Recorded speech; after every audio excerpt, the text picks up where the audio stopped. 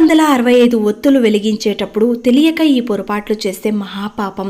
కార్తీక మాసంలో కార్తీక పౌర్ణమి రోజు, సోమవారం, ఏకాదశి, పౌర్ణమి, అమావాస్య రోజులలో ప్రతి ఒక్కరూ కూడా 365 ఒత్తులతో దీపారాధన చేస్తారు. కానీ ఈ 365 ఒత్తులు దీపాన్ని వెలిగించే సమయంలో పొరపాట్లు జరగకుండా ఇలా కనుక వెలిగిస్తే దీపాన్ని వెలిగించిన ఫలితాన్ని మీరు ఖచ్చితంగా పొందుతారు. అలా కాకుండా పొరపాట్లు చేస్తే వెలిగించిన ఫలితం కూడా దక్కదు. కార్తీక మాసంలో తప్పకుండా వెలిగించేటువంటి 365 ఒత్తుల దీపాన్ని ఎలా వెలిగించాలో, అలాగే వెలిగించాక ఏం చేయాలో ఈ వీడియోలో తెలుసుకుందాం. 365 ఒత్తులు మీరు కొనడం కన్నా ఇంట్లోనే విభూతిని తీసుకొని అంటుకుంటూ మీ ఇంట్లో ఉండే పత్తితో మీ చేతితోనే చేసుకోవాలి.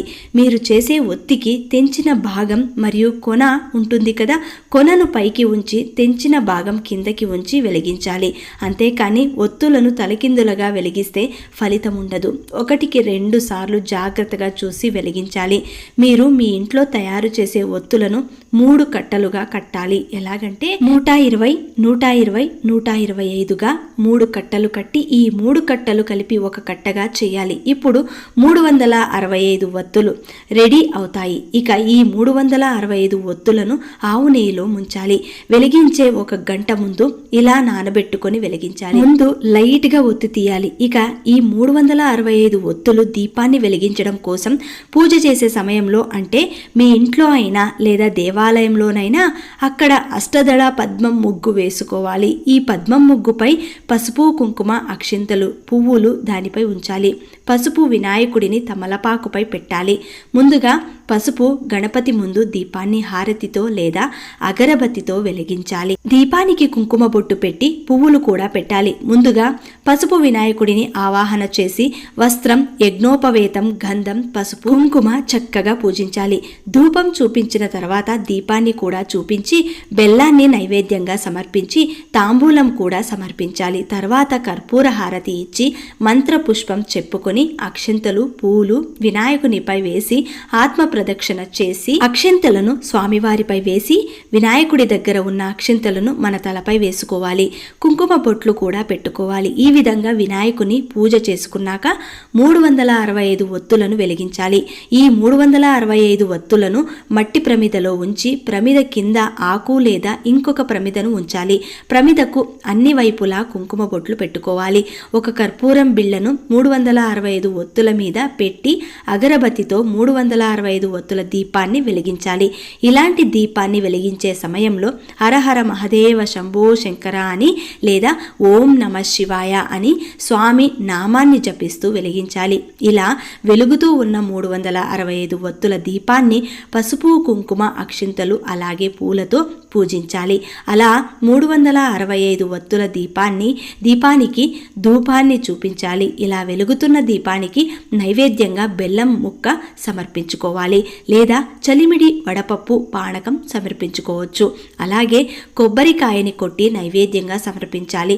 నైవేద్యం సమర్పించిన తర్వాత చివరిగా కర్పూర హారతి వెలిగించి దీపానికి చూపించాలి. ఈ ఒత్తులు వెలుగుతున్నంతసేపు కార్తీక పురాణం చదువుకుంటే మంచిది లేదా ఓం నమ శివాయ అంటూ ఆ పరమేశ్వరుని ధ్యానం చేసుకోవాలి. ఈ విధంగా 365 ఒత్తులు ఆహుతి అయ్యే వరకు ఉండాలి. అంతేకాని మధ్యలో వెళ్ళిపోకూడదు.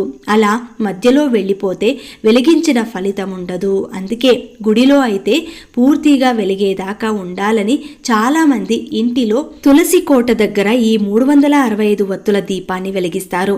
ఈ దీపాన్ని మీ ఇంట్లో కూడా వెలిగించుకోవచ్చు.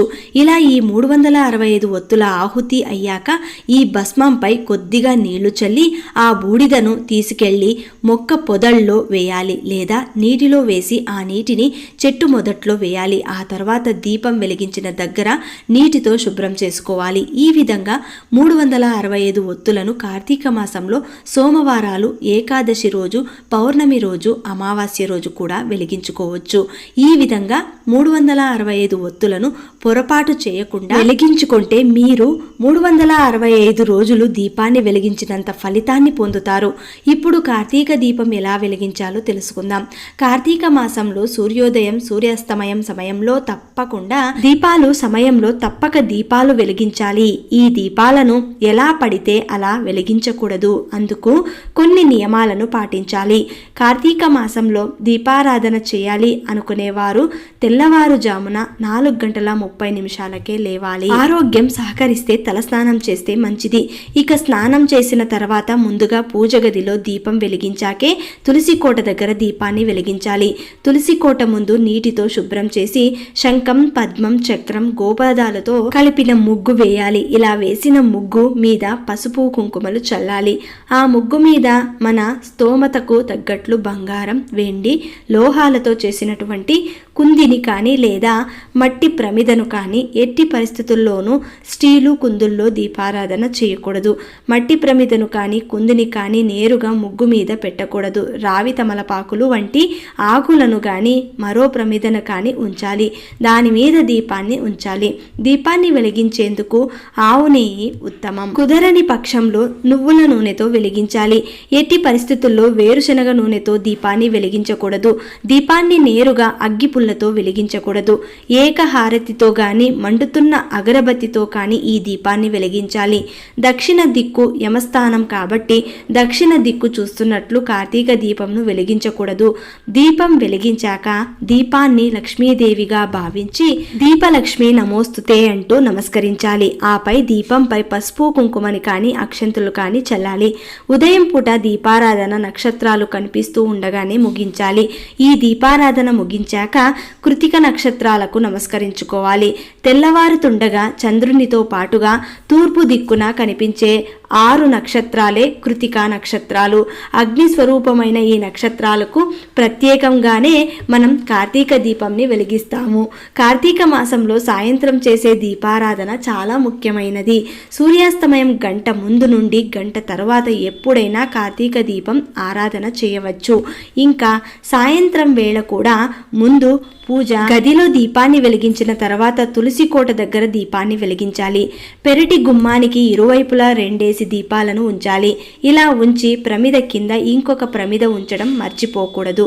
కార్తీక మాసంలో ఇలా దీపారాధన చేయడం వలన శివకేశవులతో పాటు సుబ్రహ్మణ్యేశ్వర స్వామి ఆశీస్సులు తప్పకుండా కలుగుతాయి. ఇలా చేయడం వలన అప్పటి వరకు చేసిన పాపాలన్నీ కూడా నశించి జీవితంలో కోరుకున్నవన్నీ దక్కుతాయి. అంతటి పవిత్రమైనది ఈ కార్తీక దీపారాధన. కాబట్టి కార్తీక దీపం ఆరాధన ఇలా చేయాలి. కార్తీక పురాణంలో దీపారాధన గురించి ఇలా వివరణ ఉంది. ఇది వింటే 1,000,000 యజ్ఞుల చేసినంత పుణ్యం కలుగుతుంది. పూర్వం కళింగ దేశంలో మందనుడు అనే బ్రాహ్మణుడు ఉండేవాడు. వేద అధ్యాయాన్ని, సాయం సంధ్యావందనాన్ని మరిచి క్రూరంగా జీవించేవాడు. అడవిలో బాటసారులను దోచుకునేవాడు. అతను భార్య మాత్రం చాలా ఉత్తమురాలు. ఒకరోజు అడవిలో మందలాలలో ఒక బ్రాహ్మణుడిని చూసి కత్తితో బెదిరించి చెట్టుకు కట్టేసి అతను సొమ్మును దోచుకున్నాడు. ఆ బ్రాహ్మణుడు కూడా మిత్రుడిని మోసగించి డబ్బుని అపహరించాడు. అప్పుడు అక్కడికి ఒక బోయవాడు వచ్చి 2 బ్రాహ్మణులను చంపి సొమ్ము తీసుకున్నాడు. ఆ బోయవాడు చెట్టు కింద నిద్రపోతూ ఉండగా ఒక పులి వచ్చి అతనిపై దాడి చేసింది. ఆ బోయవాడు తన దగ్గర ఉన్న కత్తితో ఆ పులిని చంపాడు. ఆ పోరాటంలో పులి, బోయవాడు 2 చనిపోయారు. బ్రాహ్మణుడు, వేటగాడు, పులి ముగ్గురు ఒకే చోట చనిపోయి యమలోకానికి పోయారు. ఇక ధర్మరాజు వారి పాపాలకు ఒక భయంకరమైన చీకటి గదిలో, పురుగులు ఉన్న గదిలో పడేశాడు.